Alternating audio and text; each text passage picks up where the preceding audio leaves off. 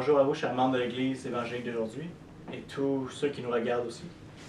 Donc, comme vous le savez peut-être, on est dans une série cet été sur les 10 commandements de la loi de Dieu. Ce qu'on a vu jusqu'à maintenant, c'est que la loi est bonne et elle est parfaite. Elle révèle les attentes et les standards moraux de Dieu pour les êtres humains. Elle révèle notre cœur pécheur, notre incapacité à l'accomplir, notre culpabilité devant un Dieu qui est juste et parfait, et donc notre besoin d'un sauveur. On a aussi vu qu'en tant que chrétien, on devrait chercher de tout notre cœur à connaître la loi de Dieu, à lui obéir parce qu'elle expose la volonté de Dieu. Elle nous enseigne comment lui être agréable. Et bien sûr, on doit faire cela non par nos propres forces, mais en Christ, par le Saint-Esprit qui nous rend capable de prendre plaisir à la loi de Dieu et à la mettre en pratique. Notre obéissance ne sera jamais parfaite dans cette vie, mais si on obéit avec un cœur sincère, Dieu reçoit avec joie notre obéissance imparfaite, au travers de l'obéissance parfaite de Jésus. Depuis le début de la série, on a vu les 5 premiers commandements, et ce matin, on va voir le 6e commandement, « Tu ne commettras pas de meurtre ». Donc j'imagine que la plupart d'entre vous, comme moi d'ailleurs, n'avez jamais commis de meurtre, et vous n'avez pas non plus l'intention d'en commettre un. Vous demandez donc peut-être en quoi est-ce qu'une prédication sur le meurtre peut être pertinente pour vous. Mais la première chose que vous devez savoir, c'est que le commandement est donné sous sa forme la plus extrême. Donc il met en lumière ce qui est plus grave. Donc voici ce que je veux dire. En fait, si Dieu avait simplement dit « tu ne blesseras pas ton prochain » ou « tu ne lui diras pas de mauvaises paroles », bien on aurait pu dire « Dieu n'a pas dit de ne pas tuer, alors je peux commettre un meurtre envers mon prochain ». Mais dans le fond, le commandement est donné de manière à englober tout ce qui est sous. C'est comme la pointe du iceberg. Vous savez, donc ce qu'il y a, c'est qu'il y a un petit morceau qui sort de l'eau, puis il y a un gros morceau sous l'eau. Donc c'est un peu ce même principe-là. La lettre, tu ne commettras pas de meurtre, et la pointe du iceberg, mais sous l'eau, c'est toutes les implications que le commandement a. Et c'est ça ce qu'on va voir ce matin. Donc, ce que ça implique aussi, ce qu'on va voir sous l'eau, c'est que ça l'implique de ne pas blesser mon prochain avec des paroles. Ça l'implique aussi, non seulement de ne pas lui faire de mal, mais de chercher son bien-être. D'honorer sa vie comme étant sacrée, parce qu'elle est précieuse devant Dieu. Et tout cela est sous-entendu impliqué dans le commandement. Donc ce qu'on va faire, c'est qu'on va analyser le commandement, tout ce que ça implique à partir de la lettre, à partir de la pointe de l'iceberg, puis ensuite on va aller sous l'eau pour voir tout ce qui est impliqué. C'est quoi l'esprit de la lettre? Qu'est-ce qu'il y a aussi d'impliqué dans ce commandement-là? On va voir que ça n'implique pas seulement un acte externe et extrême, mais aussi des paroles et des sentiments. On va voir que le 6e commandement, comme le reste de la loi de Dieu, régit aussi notre cœur. Mais avant, prions.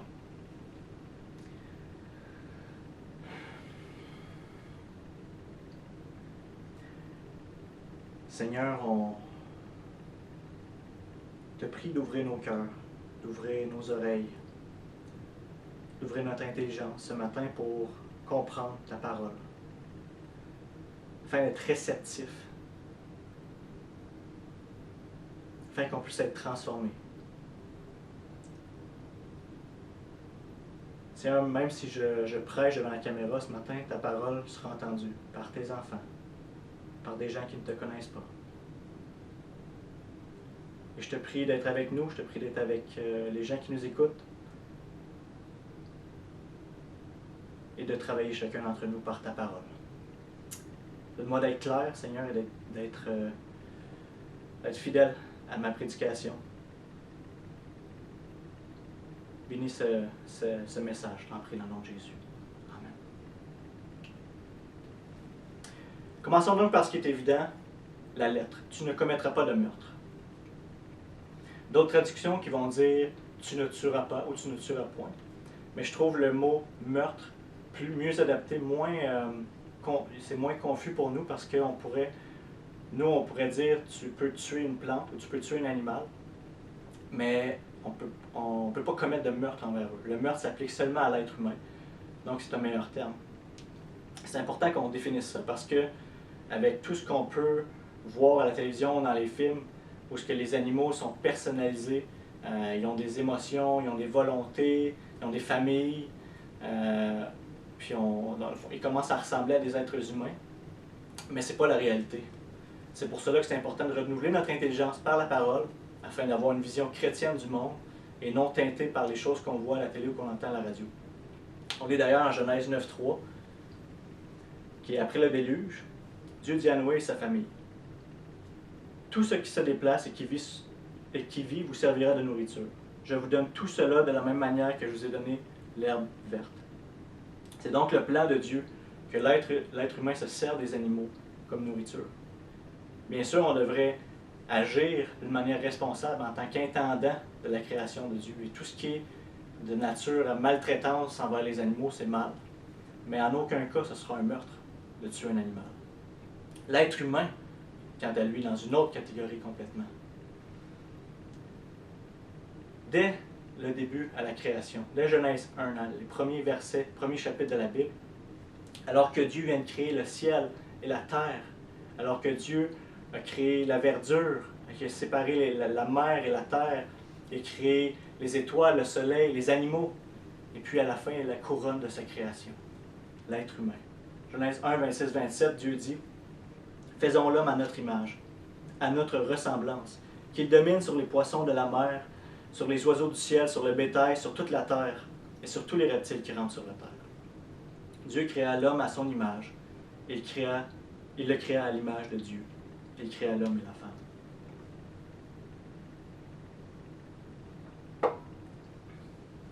Par le fait que l'être humain est créé à l'image de Dieu, sa vie elle a de la valeur. L'être humain a de la dignité. Ça implique donc qu'on ne doit pas seulement ne pas tuer l'être humain, mais on doit aussi rechercher son bien-être, chercher à l'élever pour sa dignité. On voit que c'est justement la raison de la gravité du péché, qui est de ne pas commettre de meurtre. On voit ça en Genèse 9.6. Si quelqu'un verse le sang d'un homme, son sang sera versé par l'homme, car Dieu a fait l'homme à son image. Lorsqu'on s'attaque à un être humain, on s'en prend à son Créateur. Donc on pourrait prendre l'image d'un homme qui lance des couteaux sur une image, sur une photo, avec dans le fond, ce qui attaque, c'est pas l'image en tant que telle. À qui veut du mal, c'est la personne que l'image représente. Donc c'est le même principe. On attaque le Créateur quand on attaque celui qui porte son image. Un autre point très important qu'on voit dans ce verset, c'est que même après la chute, l'homme est encore créé à l'image de Dieu. L'homme porte encore cette image. Oui, elle est brisée, elle est tordue, elle est imparfaite, mais l'homme la porte encore. On voit ça aussi en Jacques 3, 9. Par elle, par la langue, nous bénissons Dieu notre Père, et par elle, nous maudissons les hommes faits à l'image de Dieu. Donc, même principe encore, ça, c'est après la chute, et l'homme est encore à l'image de Dieu. Avant qu'on plonge dans nos cas de meurtre, on va voir qu'il y a quelques exceptions, des cas qui sont établis par Dieu et qui sont permis par Dieu, Dieu a mis des fonctions, régit le monde et établit sa justice au travers des êtres humains. Dans certains cas, il permet que ce soit bien qu'un homme enlève la vie d'un autre homme. On voit ce principe en Romains 13, 4. Car le magistrat est un serviteur de Dieu pour ton bien. Mais si tu fais le mal, sois dans la crainte. En effet, ce n'est pas pour rien qu'il porte l'épée, puisqu'il est serviteur de Dieu pour manifester sa colère en punissant celui qui fait le mal. Donc, ce qu'on voit ici, c'est comme j'ai dit plus tôt, c'est un homme qui est établi par Dieu dans une fonction pour établir sa justice. Pour nous, aujourd'hui, ça pourrait être un policier en fonction qui se retrouvant dans un danger, une situation de danger pour sa vie ou pour ceux des autres, doit tirer sur un homme. Et dans le cas où il tue l'autre homme, il abat l'autre homme, ça ne serait pas un meurtre parce qu'il était dans sa fonction et qui est protégé comme agent de la paix. C'est la même chose pour un soldat dans une guerre juste ou encore pour un officier qui applique la peine capitale envers un criminel qu'on voit des fois dans les États, dans d'autres États.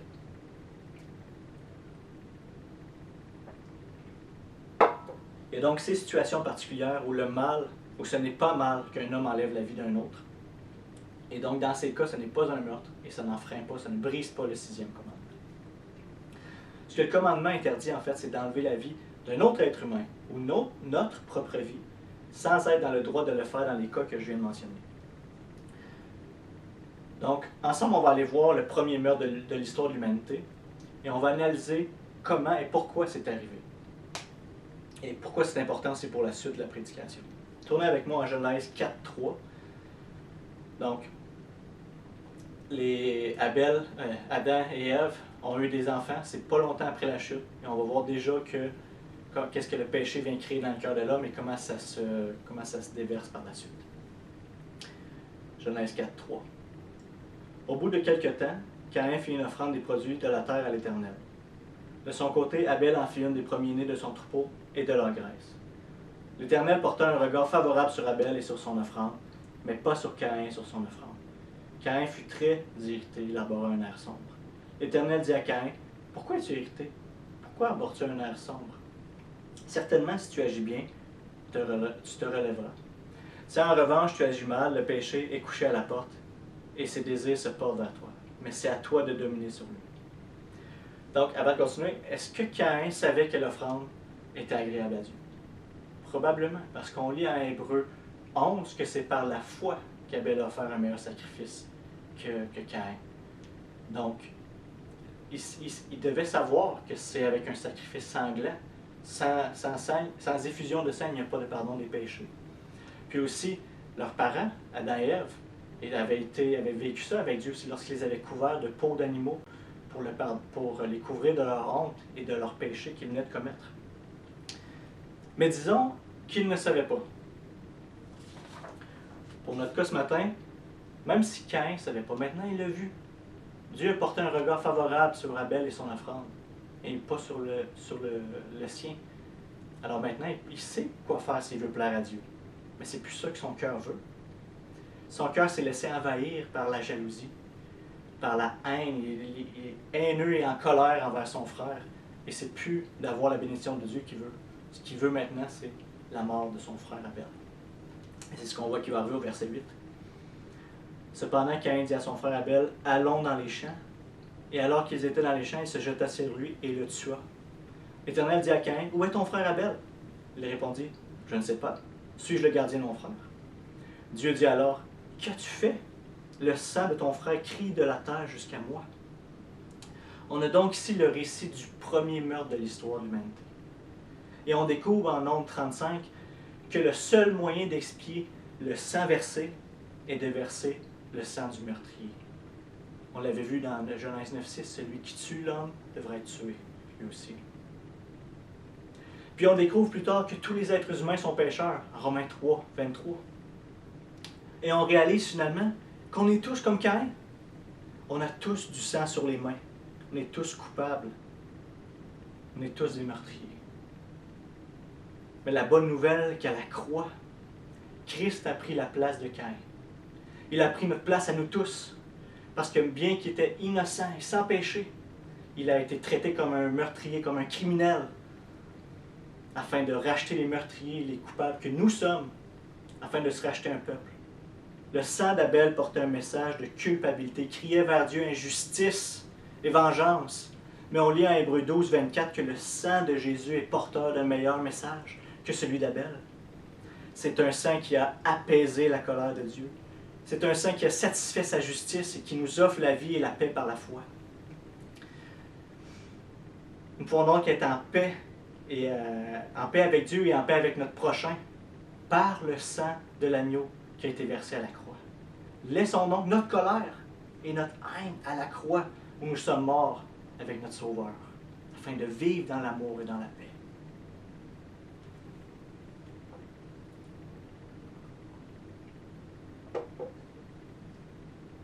En tant que créature de Dieu, on n'a pas la vie en nous-mêmes. Si on vit, c'est parce que Dieu nous la donne. On la tire de Dieu. C'est à lui qu'elle appartient. Par ce fait même, on n'a pas le droit d'enlever la vie à l'autre. Mais Dieu, lui, en tant que créateur, a ce droit de donner et de reprendre. En fait, la durée de la vie de l'être humain appartient à son créateur et à lui seul. On voit aussi que la Bible enseigne que ce n'est pas seulement comme étant directement l'acte du meurtre qu'on est coupable de meurtre. On le voit dans le cas du roi David. Donc, lorsqu'il commet son adultère envers Bathsheba, il donne un ordre à son chef d'armée et d'envoyer Uri, le mari de Bathsheba, au front du combat afin qu'il meure pour couvrir sa faute, David. Ensuite, le prophète Nathan vient vers lui pour le confronter avec la parole de l'Éternel. En 2 Samuel 12, 9, Dieu dit, à travers Nathan, le prophète, « Pourquoi donc as-tu méprisé la parole de l'Éternel en faisant ce qui est mal à mes yeux? Tu as tué par l'épée Uri le Hittite. Tu as pris sa femme pour faire d'elle ta femme, et lui, tu l'as tué sous les coups d'épée des Ammonites. » Donc on voit que même si ce n'est pas David lui-même, de sa propre main, qui a tué Uri, aux yeux de la loi, et devant Dieu, il est coupable de meurtre, et c'est un meurtrier. On peut aussi être coupable d'un meurtre par négligence. On voit ça en Deutéronome 22, 8. Mais vous irez voir la référence si vous êtes intéressé. Je vais aller rapidement sur ce point-là parce que j'ai beaucoup de matériel à couvrir. On voit aussi à travers tout ça, tous ces cas-là qui peuvent arriver, que Dieu pourvoit pour ceux qui ont tué un être humain de manière non intentionnelle. Donc s'il arrive un accident, que par accident, tu te trouves à avoir tué un autre homme, Dieu permet un endroit pour se réfugier. On lit en Nombre 35, 9 à 12. L'Éternel dit à Moïse, « Transmets ces instructions aux Israélites. Lorsque vous aurez passé le Jourdain et que vous serez entrés dans le pays de Canaan, vous établirez des villes qui vous servent de villes de refuge. L'auteur d'un homicide qui aura tué quelqu'un volontairement pourra s'y enfuir. Ces villes vous serviront de refuge contre le vengeur du sang, afin que l'auteur de l'homicide ne soit pas mis à mort avant d'avoir comparu devant l'Assemblée pour être jugé. » Ce qu'on voit dans ce texte-là, en fait, c'est que c'est Dieu qui décide les termes par lesquels on est protégé. Dans ce cas-là, c'était protégé du vengeur du sang. Et puis dans le cas du salut, c'est d'être protégé de sa propre colère à lui, envers nous qui sommes pécheurs. Et Dieu a décidé, son plan à lui, c'est qu'on est sauvé par Jésus. C'est pas vrai qu'on peut décider de suivre une autre religion et que tout mène à la même place, au ciel. C'est pas vrai que par nos propres actions, on peut être sauvé, ou qu'il y a un autre moyen, en dehors de Jésus-Christ, pour être sauvé. Il est notre seul espoir. Il est notre refuge, Hébreux 6, 18. On doit être trouvé en lui avec sa justice, et non la nôtre, Philippiens 3, 9.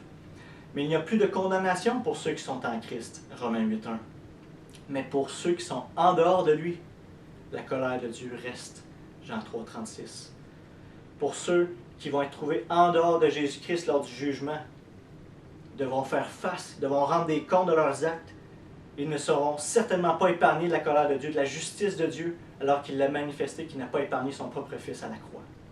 Ils seront châtiés éternellement dans le feu de l'enfer, parce que c'est ça la sentence des meurtriers.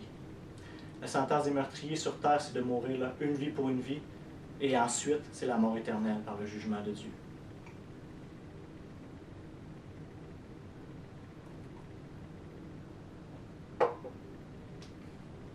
Mais comme je l'ai dit au début de la prédication, le commandement ne condamne pas seulement des meurtres comme ceux qu'on a vus, que j'ai mentionnés jusqu'à maintenant. Alors voici où ça devient pertinent pour nous tous.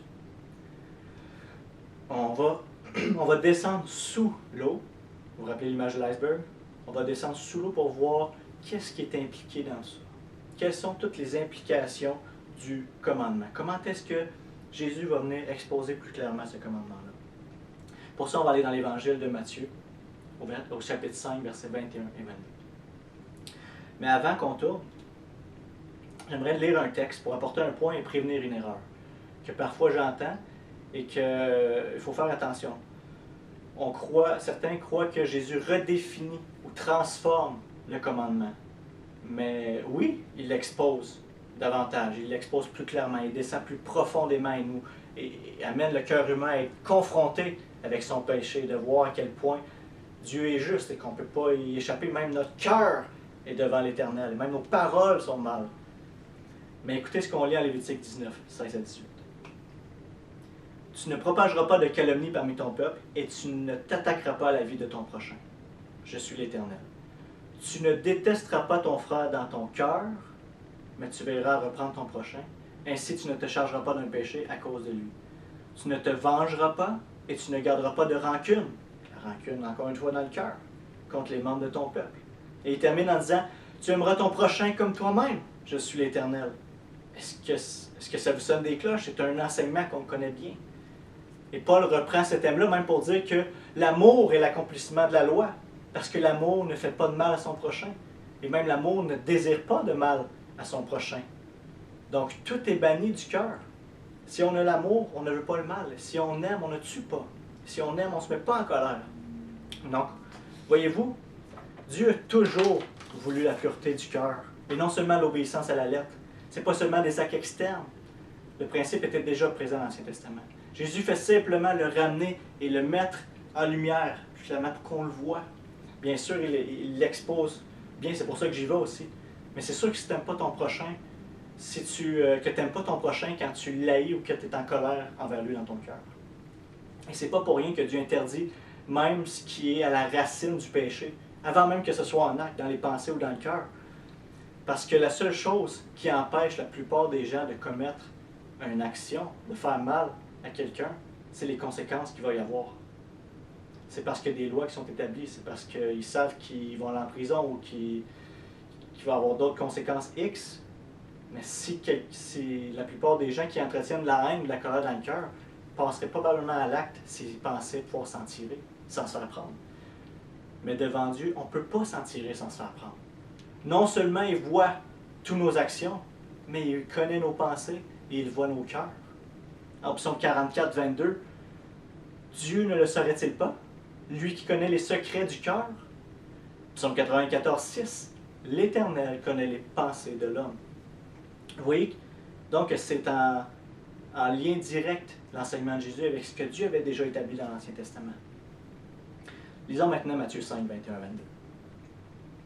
À ce point-ci de l'Évangile, on se trouve dans le Sermon sur la montagne, où Jésus, justement, expose la loi, vient exposer la loi du royaume de Dieu. Et il dit, vous avez appris qu'il a été dit aux anciens, tu ne commettras pas de meurtre. Celui qui commet un meurtre mérite de passer en jugement. Moi, je vous dis, tout homme qui se met sans raison en colère contre son frère mérite de passer en jugement. Celui qui traite son frère d'imbécile mérite d'être puni par le tribunal, et celui qui le traite de fou mérite d'être puni par le feu de l'enfer.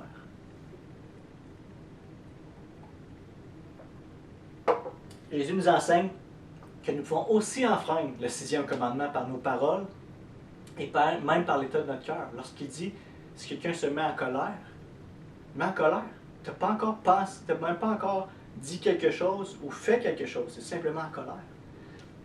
Mais il est important de noter, juste pour éviter les confusions, que Jésus ne condamne pas toutes les sortes de colère. Toutes les fois qu'on se met en colère, ce n'est pas nécessairement péché, ce n'est pas nécessairement mal.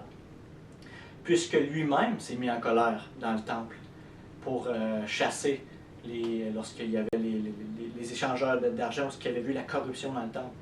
Jésus s'est mis en colère. Mais dans le texte qu'on a ici, c'est une colère qui n'est pas orientée vers une situation, mais vers une personne. On lit celui qui se met en colère contre son frère. Mais il y a donc des situations où se mettre en colère n'est pas mal. On peut se mettre en colère sans péché. On lit ça en Éphésiens 4. Mais on voit aussi on sait aussi qu'on peut ressentir une colère qui est juste, une colère qui est bonne, une colère qui est surgie par une indignation au mal ou à l'injustice. Je donne l'exemple qu'on entend aux nouvelles qu'un homme, un pédophile, qui a kidnappé, qui a enlevé un enfant et qui l'a abusé sexuellement à plusieurs reprises sur plusieurs années. À entendre ça, on devrait se mettre en colère, en fait. Le fait de ne pas se mettre en colère, c'est ça qui serait mal. Voyez-vous, c'est une juste indignation, une colère envers ce qui est mal, envers ce qui est injuste. Je suis sûr que juste en entendant ce que je viens de dire là, vous êtes mis en colère. Vous avez ressenti ce type de colère-là. Mais dans notre texte, ce n'est pas une colère qui est orientée vers une situation, mais une colère orientée vers une personne, comme je l'ai dit. C'est une colère qui désire du mal à son prochain. Et tout cela commence dans le cœur. Et pour bien saisir ce point-là, il faut comprendre comment est-ce que la Bible définit le cœur. Qu'est-ce que le cœur? C'est le siège de nos affections et de notre volonté. Donc, toutes nos actions, tout ce qu'on va faire, tout ce qu'on va dire, sort de notre cœur, révèle l'état de notre cœur, sort de là. On voit ça en Matthieu 7, 21. Jésus dit, en effet, c'est de l'intérieur, c'est du cœur des hommes que sortent les mauvaises pensées, les adultères, l'immoralité sexuelle, les meurtres, et il continue la liste de péchés. Donc, on voit que le meurtre prend racine dans le cœur et se développe dans le cœur. lorsque quelqu'un tue une autre personne, ou même désire du mal, ou le blesse, ça aura toujours été parce qu'il y a eu auparavant, au préalable, des mauvaises intentions, des sentiments de colère, de haine, de jalousie, de ressentiment qui vont s'être accumulés dans le cœur, qui vont avoir mené à l'action. On a un exemple biblique parfait pour exposer ça. Celui des frères de Joseph en Genèse 37. Mais vous n'avez pas besoin de tourner avec moi, je vais simplement le dire dans mes mots pour expliquer l'histoire qui est arrivée. Donc Jacob avait plusieurs fils, et il y en avait un qui aimait plus que les autres, Joseph. Il aimait plus que les autres parce qu'il l'avait eu dans sa vieillesse. Puis à cause de ça, il lui a fait un cadeau, un bel habit plusieurs couleurs. Mais ses frères ont remarqué que leur père l'aimait mieux qu'eux autres. Et puis ils se sont mis à le détester.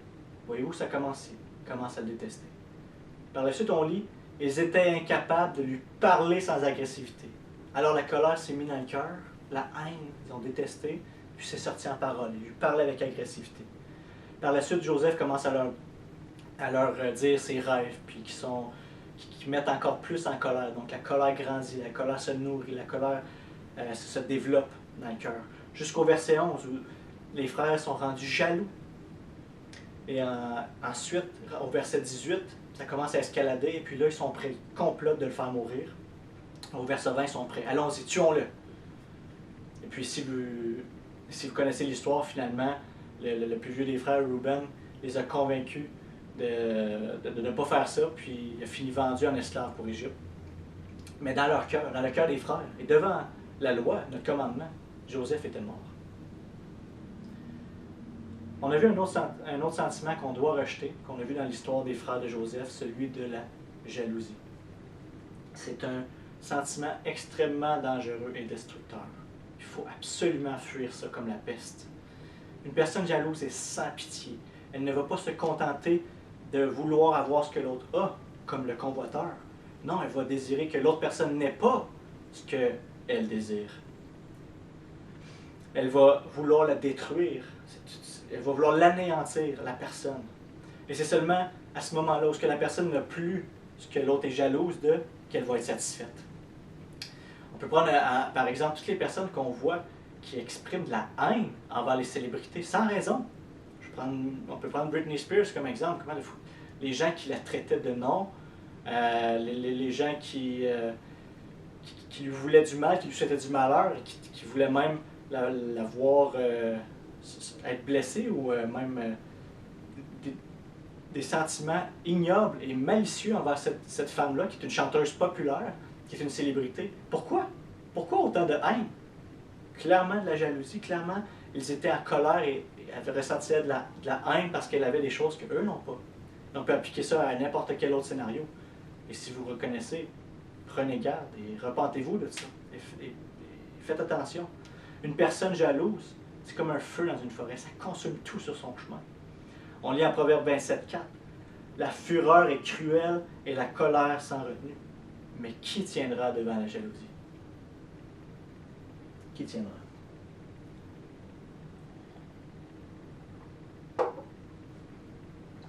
Mais dans notre texte qu'on a lu, Jésus expose aussi la gravité de nos paroles. Ce n'est pas pour rien qu'on dit que les mots blessent plus que les coups. En Proverbe 12,6, on lit « Les paroles des méchants sont des embuscades meurtrières ». L'image est très bonne pour qu'on saisisse le point. On peut se remettre d'un coup de poing, une tape au visage, une jambette, mais une parole méchante reste. Elle atteint notre personne, elle attaque notre dignité, elle nous brise à l'intérieur. On voit dans les mots que Jésus a choisis que ça réfère à ça, parce que le mot imbécile est bien traduit de raka, qui est un mot qui dégage du mépris pour la personne à qui on parle.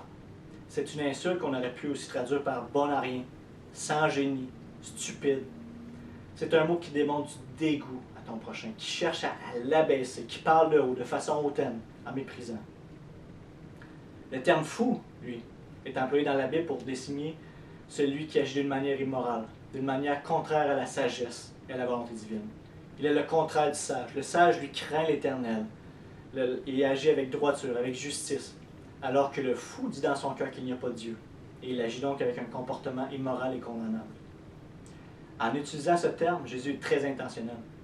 On voit aussi une gradation dans une gradation à la gravité des péchés. Depuis tantôt, je dis que on est meurtrier aussi si on, dans notre cœur, on haït notre frère, si on est en colère, si on dit une mauvaise parole. Oui, c'est tout un péché, mais il y a des péchés plus graves que d'autres. Clairement, tuer ton prochain, c'est plus grave que de l'haïr dans ton cœur. Et ici, on voit que, bien que Raka est condamnable, mais fou, c'est pire. Parce que non seulement le terme attaque la personne, mais elle attaque son caractère. En utilisant ce terme, tu salis la réputation de la personne. Tu t'attaques à sa réputation, tu colles une étiquette sur elle, pour elle et aux yeux et aux oreilles de tous ceux qui l'entendent autour d'elle. Ça pourrait être un mot qui pourrait se traduire pour nous comme une prostituée ou une fille facile. Vraiment qui attaque le caractère, le côté moral de la personne. Donc en parlant de cette manière, que ce soit imbécile, donc Raka, ou que ce soit fou, le côté plus, le caractère, le côté moral, quand on parle comme ça, on démontre qu'on a de l'arrogance et de la malice dans le cœur. On se croit meilleur que l'autre. On veut l'abaisser afin de s'élever. Quand on commence à parler comme ça, c'est parce qu'on croit qu'on va briller plus, nous, en éteignant les autres autour. On tue notre prochain à petit feu par nos paroles. C'est ce qu'on fait. Mais le danger, autant pour Raka que pour fou, serait de penser qu'on pêche, qu'on brise le commandement, juste si on le dit à la personne directement. Mais si vous vous rappelez bien, comme dans notre situation qu'on a vue avec David, le roi David plutôt, ça n'a pas besoin d'être directement pour qu'on soit coupable, pour qu'on brise le commandement. Donc, tout ce que ça implique dans ça, c'est toutes les sortes de médisances. Donc, de parler dans le dos des gens, de dire des mensonges pour salir la réputation, de partir des potins, des rumeurs, et tout pour détruire l'autre personne, pour la salir sa réputation, pour que les autres la voient comme moins que ce qu'elle est, pour qu'elle perde sa dignité. Mais on a vu que l'être humain est créé à l'image de Dieu. Et on ne peut pas se permettre de faire ça. On doit au contraire l'élever, chercher à l'élever, chercher son bien-être, chercher à préserver sa dignité, par le fait même qu'il est créé à l'image de Dieu. On doit l'honorer et le respecter par nos paroles et par nos actions. Donc, en considérant tout ce qu'on vient de voir, tout ce que le 6e commandement implique, personne s'en sort. On le brise tous régulièrement. Nous qui pensions réussir facilement ce commandement, au début on disait « tu ne tueras pas, tu ne commettras pas de meurtre ». Facile, j'ai jamais fait ça. On est finalement tous des meurtriers. Je suis un meurtrier et vous êtes des meurtriers devant Dieu, devant la loi. Beaucoup passent le jugement des hommes. Mais qui passera le jugement de Dieu? Beaucoup sont des bonnes personnes selon les standards humains. Mais qui sont des bonnes personnes devant Dieu? Beaucoup se tiennent devant le jugement des hommes. Mais qui tiendra devant le jugement de Dieu? Si vous avez brisé ce commandement et que vous n'avez pas encore placé votre foi en Jésus-Christ comme Seigneur et Sauveur de votre âme, si vous n'avez pas encore reçu le pardon de vos péchés dans l'Évangile, si vous n'avez pas encore été réconcilié à Dieu, fuyez par Jésus. Trouvez refuge en lui aujourd'hui pendant qu'il se laisse trouver. Allez vers lui pour être sauvé. Réclamez, criez vers Dieu pour être sauvé. Si vous avez brisé ce commandement et que vous avez déjà trouvé un refuge en Jésus-Christ, mes frères et sœurs bien-aimés, demeurez en lui pour porter du fruit. Vous n'êtes plus condamnés. Tournez vos regards vers la croix et puisez votre force dans le sang de Jésus. Ce sang qui porte un message excellent. Ce sang qui a purifié votre âme et votre conscience. Veillons donc sur notre cœur. Rejetons toute colère, toute méchanceté, toute haine, toute jalousie, toute amertume et tout ressentiment. Ne nous laissons pas envenimer par ces sentiments, mais plutôt entretenons les sentiments de Christ, l'amour et la compassion. Faisons tous nos efforts pour entretenir la paix de Dieu dans notre cœur, afin de pouvoir être en paix avec notre prochain, de faire la paix avec eux par nos paroles, par nos pensées et par nos actions. Prions.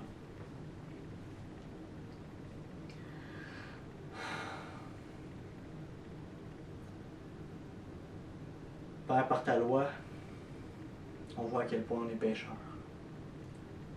On voit à quel point on mérite la condamnation. On voit à quel point on enfreint, on brise ta loi, on mérite ta colère. mais dans ta grâce, dans ta bonté,